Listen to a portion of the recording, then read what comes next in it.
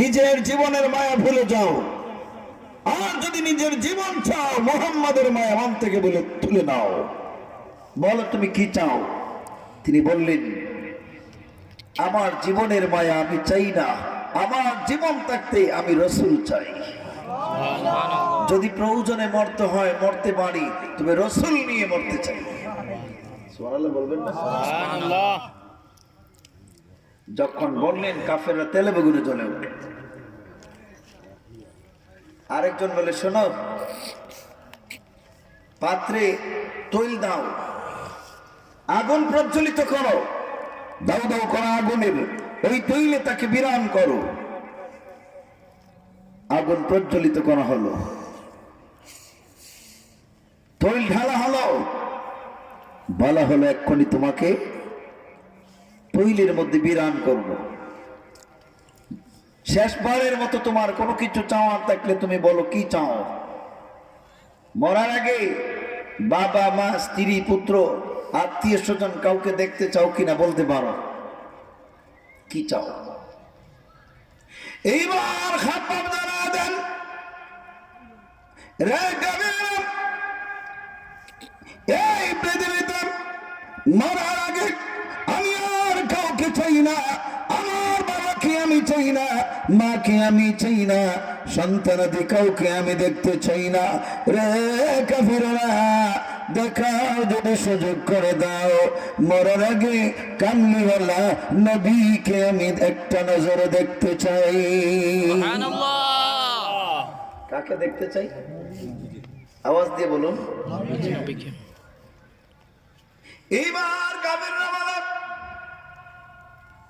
ওরে খাব্বাব, এই মুহূর্তে মুহাম্মদকে এখানে আনা যাবে না, আর বলো তুমি কি চাও?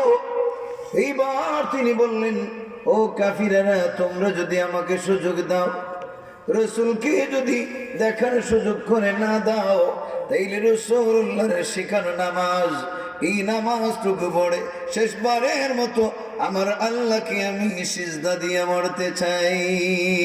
সুবহানাল্লাহ। এইবার কাফিরদের মধ্যে দুই পক্ষ বাঁধলো। এক পক্ষ বলল, শোনো, যেহেতু মুহাম্মদকে আনার জন্য বলছে, আমরা মুহাম্মদকে আনতে পারবো না। আরেক দল বলেছে, যেইটা অসম্ভব সেইটা সম্ভব কখনো হবে না, আমরা তো এমনিতেই তাকে মেরে ফেলবো। বলছে নামাজ পড়ার জন্য একটু নামাজের ব্যবস্থা করে দাও। সংক্ষিপ্ত আকারে তিনি 2 রাকাত নামাজ পড়ে তিনি আল্লাহর কাছে মোনাজাত করেন। সুবহানাল্লাহ।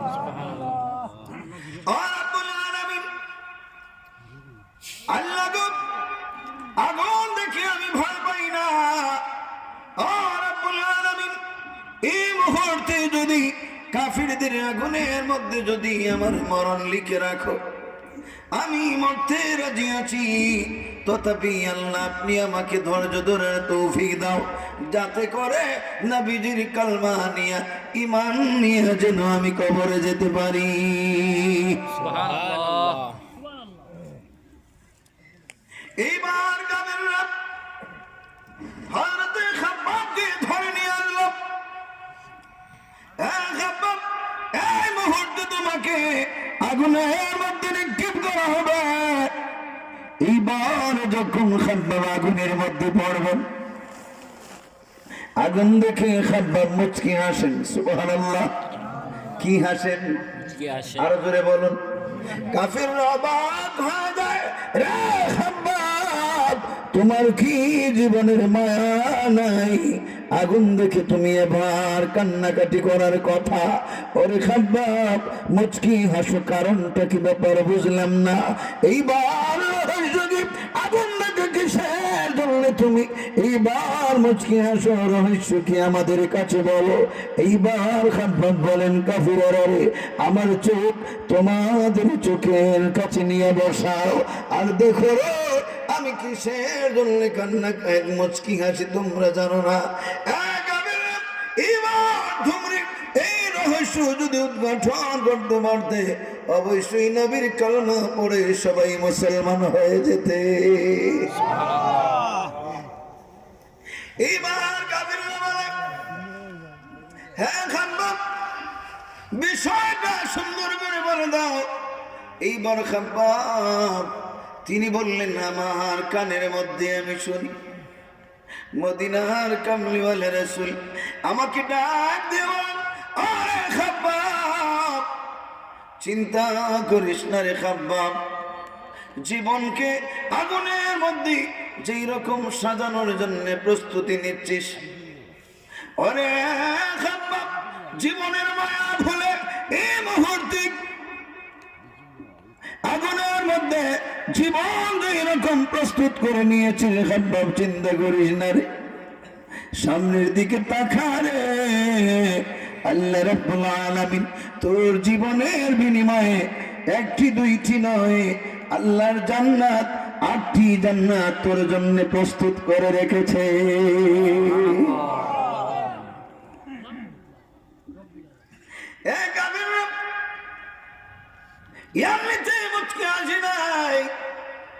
আমি সামনের দিকে যখন তাকাই, সামনের দিকে তাকিয়ে দেখি তোমাদের কাছে এই আগুনটা আগুন, কিন্তু আমার কাছে আল্লাহ রাব্বুল আলামিন 8টি জান্নাতের দরওয়াজা উন্মুক্ত করে রেখেছেন।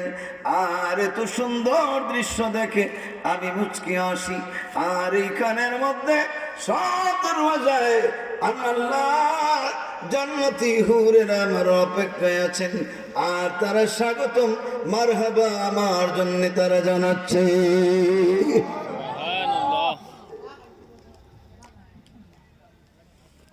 রাদিয়াল্লাহু আনহু ওয়া রাদওয়ান। আমি তোমাদের উপর সন্তুষ্ট হয়েছি, তোমরা আমার প্রতি সন্তুষ্ট হয়ে যাও। আর আমি সন্তুষ্ট হয়েছি এমনিতে নয়, তোমরা আমাকে জীবন দিবা আর আমিও তোমাদেরকে সন্তুষ্ট করব জান্নাত দিয়া। তোমরা জীবন দিবা আর বিনিময়ে আমি জান্নাত দেব। আল্লাহর কাছ থেকে জান্নাত পাওয়া কি যেই সেই বিষয়, কথা বলেন না কেন? এইটা কর্মের মাধ্যমে অর্জিত হয়, ঠিক কিনা? কিসের মাধ্যমে? কর্মের মাধ্যমে। এই জন্য কর্ম করা সবচেয়ে কঠিন বিষয়, ঠিক কিনা? আরো জোরে বলুন। ইনকাম করা সহজ, ভালো কর্ম করা কঠিন, ঠিক কিনা? আচ্ছা আপনি বলুন, সম্মান কি কিনতে পাওয়া যায়? নামাজ 2 রাকাত দুনিয়ার কোনো বাজারে কিনতে পাওয়া যায়? একটা রোজা দুনিয়ার কোনো দোকানে কিনতে পাওয়া যায়? একটুকু হায়াত দুনিয়ার কোনো ফার্মেসিতে কিনতে পাওয়া যায়? সম্ভব না, এইটা অসম্ভব। এই দুনিয়ায় নিজ কর্ম করে আল্লাহকে সন্তুষ্ট করার নামই হচ্ছে আমল, ঠিক কিনা? আল্লাহর জন্য জীবন দেওয়ার জন্য যারা প্রস্তুতি নিয়েছে এদের জীবন ধন্য। আল্লাহ বলেছেন আমি তোমাদের জন্য জান্নাত রেখেছি, ঠিক কিনা? বিলাল তিনি একজন গোলাম, কৃতদাস, তিনি একজন কৃতদাস, উমাইয়া বিন খালফের গোলাম। হাতছায় তার বাড়ি, চেহারায় কালো, কুৎসিত, দেখার মতো নয়, অন্তরে রাসূল প্রেম। আল্লাহ বলেছেন চেহারার প্রয়োজন নাই, তোমার মনের দিক আমি আল্লাহর কাছে অত্যন্ত পছন্দনীয়।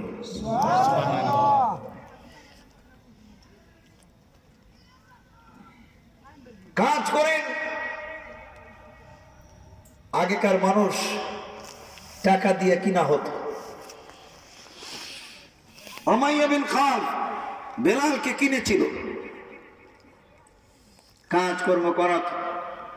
যখন বেলাল জানতে পারলেন আল্লাহর হাবিব ইসলামের দাওয়াত দিচ্ছেন, দিনে কাজ করেন মনিবের, রাতে রাসূলুল্লাহর খিদমত করেন। এই খবরটা মনিবের কানে আসলো, এই উমাইয়া বিন খালফ, বেতন দাও তুমি, আর আমাদের বাপ দাদার ধর্মের মধ্যে যে চুনকালি মেরেছে তার কাছে তোমার গোলাম যাতায়াত করে, তার যাতায়াত বন্ধ করো, বেতন ভাতা বন্ধ করো। জিজ্ঞেস করা হলো, এই বিলাল তুমি নাকি মুহাম্মদের নিকট যাতায়াত করো? তিনি মিথ্যা বলেন নাই, তিনি সত্য প্রকাশ করেছেন। মনিব, অবশ্যই অবশ্যই আমি মুহাম্মদুর রাসূলুল্লাহ সাল্লাল্লাহু আলাইহি ওয়াসাল্লামের নিকট যাতায়াত।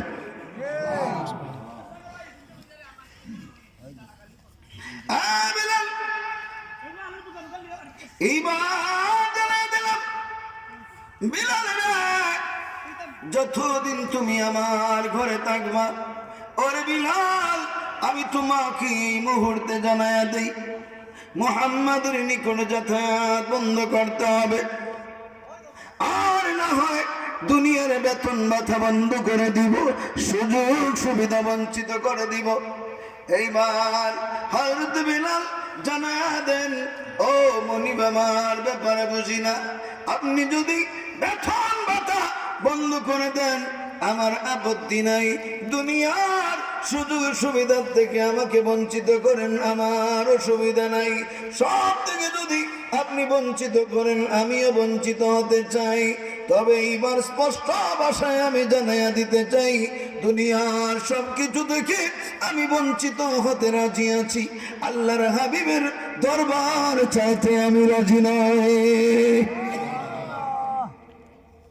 রাসূলুল্লাহর দরবার থেকে আমি বঞ্চিত হতে চাই না। তোমাকে বলে দিলাম শেষবারের মতো, আর কখনো যাতায়াত করবো না। যদি যাতায়াত করো তাহলে পরবর্তীতে পদক্ষেপ নিব, গলার মধ্যে রশি বেঁধে মক্কার অলিতে গলিতে টানা হেঁচড়ে করো, বড় বড় পাথর বুকের মধ্যে চাপা দিব। এইসব জানার পর হযরত বেলাল রাসূলুল্লাহর খিদমত থেকে বঞ্চিত হন নাই।